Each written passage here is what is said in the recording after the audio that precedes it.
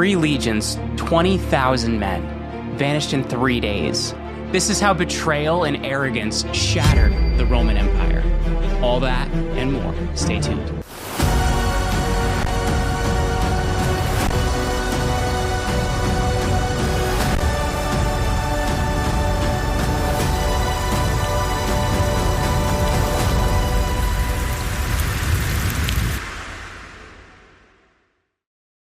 Welcome back to The Roman Pattern. I'm your host, Jeremy Ryan Slate, CEO and co-founder of Command Your Brand. We help our clients to appear on some of the top podcasts out there. Check us out via the link in the first comment in the description. And now, our story. To understand the end, we have to understand the beginning, the illusion of peace. It's 9 AD, and the Roman Empire is at the height of its power. Under Emperor Augustus, they're systematically swallowing up the territory of Germania, the lands across the Rhine River. They call this new province Germania Magna, and Rome is determined to make it part of the civilized world. The man in charge of this transition is Publius Quinctilius Varus. Varus is a seasoned general and administrator, a relative of Augustus through marriage. He governs Syria. He's a man of peace and bureaucracy, not a ruthless warrior. He's there to collect taxes, census the population, and introduce Roman law. He views the Germans not as enemies, but as subjects about to be civilized. This is our unstable foundation. Varus's entourage is colossal, 3 legions. That's roughly 15 to 20,000 soldiers, plus thousands of support staff, engineers, servants, and even family members. They are a very slow-moving administrative city on the march, not a fast-moving combat force. Crucially, Varus trusts his German allies completely. His top auxiliary commander, his most trusted advisor, is a German chieftain named Arminius. Arminius was a prince of the Cheruscan tribe, but he wasn't just a tribal leader. He was a Roman citizen, a cavalry commander, and held the esteemed rank of eques, which is the knight. He grew up immersed in Roman culture, spoke perfect Latin, and understood the Roman military playbook better than almost any German. He was living proof that a German could be a Roman. He was Varus's right-hand man. Rome felt safe, Varus felt safe, but the German tribes, the Cherusci and the Marsi, the Chatti, were not happy. Their land was being taken, and their sons were serving a foreign power, and their ancient traditions were being replaced by Latin law. The pressure was building beneath the surface. Varus and his immense column are preparing to leave their summer base on the Weser River and march west to their winter quarters on the Rhine. This journey is through the dense, dark, unforgiving territory of the Teutoburg Forest. Before the march begins, Arminius puts his plan into motion. He secretly unites several hostile tribes and coordinates their uprising. He tells Varus that a minor tribal revolt has flared up off the planned route and advises the governor to take his 3 legions on a small detour through the forest to deal with it. This is the moment. This is our first block pulled from the Jenga tower. Varus, believing he is dealing with local disturbance and trusting his loyal deputy, Arminius, agrees to the detour.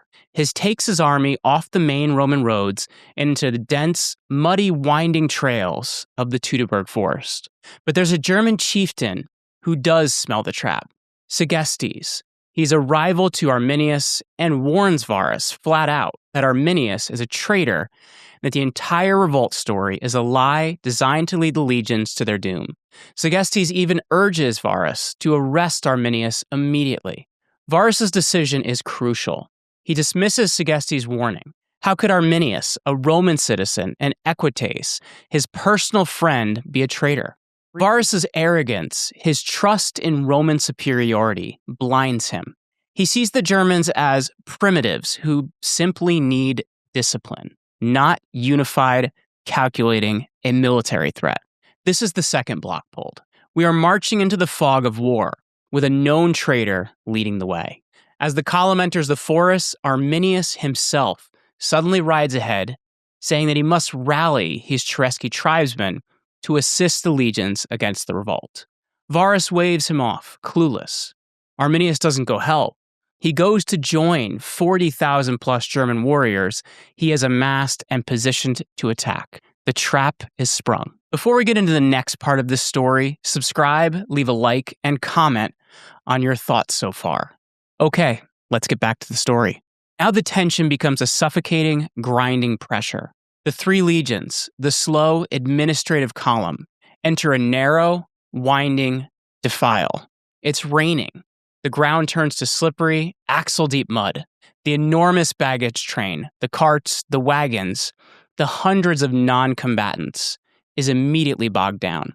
Varus orders men to start chopping down trees to clear the way, which only slows them down further. They are spread out over 10 to 15 miles of thick forest trail, completely exposed. Day one of the ambush. The German warriors, positioned high on the ridges and sheltered by the trees, strike out without warning. They hurl javelins and spears into the unprotected flanks of the column. This is not a formal battle.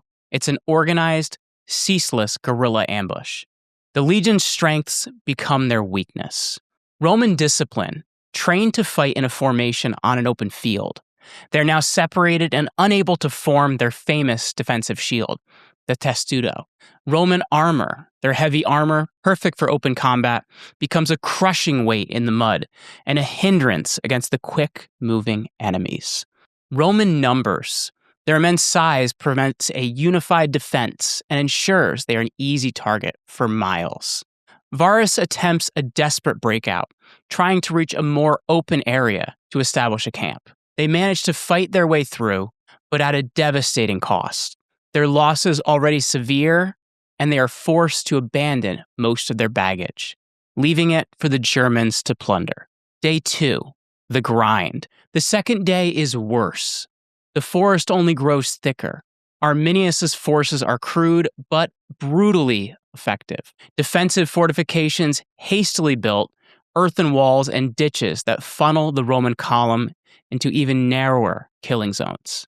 The Germans attack relentlessly, withdrawing before Romans can engage them, and then reappearing instantly to strike again. Morale collapses.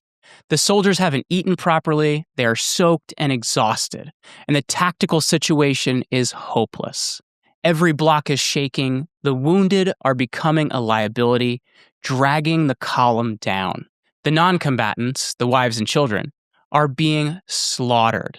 The Romans are losing their identity as the world's greatest fighting force and becoming terrified, hunted prey. Day 3, annihilation. They make a final desperate push toward a small, clear patch of land, but the German army, now at the height of its ferocity, overwhelms them. The Roman formation is completely broken. The few remaining pockets of resistance are cut off and surrounded. Legionaries are unable to even draw their swords in the close quarter melee. The only remaining choice for many of the ranking officers, including Varus, is what the Romans call deditio, surrender, or mors honesta, an honorable death. Varus had led his men into a disaster from which there was no return. He chose the latter. To avoid the humiliation of capture and torture, Varus falls upon his own sword. Many of his senior officers follow suit. This is the moment the Jenga tower collapses. With their general dead, the remaining resistance crumbles. The final, horrifying acts of the battle were brutal. Mass slaughter, ritual sacrifice of Roman officers to German gods, and enslavement of the survivors. The sheer scale of the disaster is staggering. 3 legions, 17, 18, and 19, wiped from the Roman order of battle forever. No other legions were ever assigned those numbers again. Rome lost over 15,000 legionaries, plus thousands more in support staff in 3 catastrophic days. When the news reached Rome, the reaction was pure terror. Germania was not just lost, the border was the Rhine, and the German tribes had tasted victory. Emperor Augustus, already old and ill, was devastated. The historian Suetonius records that Augustus was so shaken that he would periodically ram his head against a door, crying out, "Quinctilius Varus, give me back my legions." Rome attempted to recover the standards and take revenge, sending armies under Germanicus over the next few years. They succeeded in recovering 2 of the 3 eagles and even Varus's remains. They crushed Arminius' own tribe, but they never again seriously attempted to conquer the region of Germany east of the Rhine River. The legacy of the Teutoburg Forest is simple yet profound. The loss of 3 legions wasn't just a military defeat, it was a political brick and a mental break. The Battle of the Teutoburg Forest halted the westward expansion of the Roman Empire, defined the course of European history, and preserved the Germanic language and culture. We speak English, German, and Scandinavian languages today, in part because the Roman officer trusted his friend, and that friend was a master of betrayal. It stands as a timeless lesson in the dangers of arrogance, the cost of an ignored warning, and how one ambush in a rainy, muddy forest can change the fate of an empire. If you're someone looking to share your story, check out my company, Command Your Brand, in the link in the description. And if you want to watch more videos like this one, take a look at our video on the year 251 AD.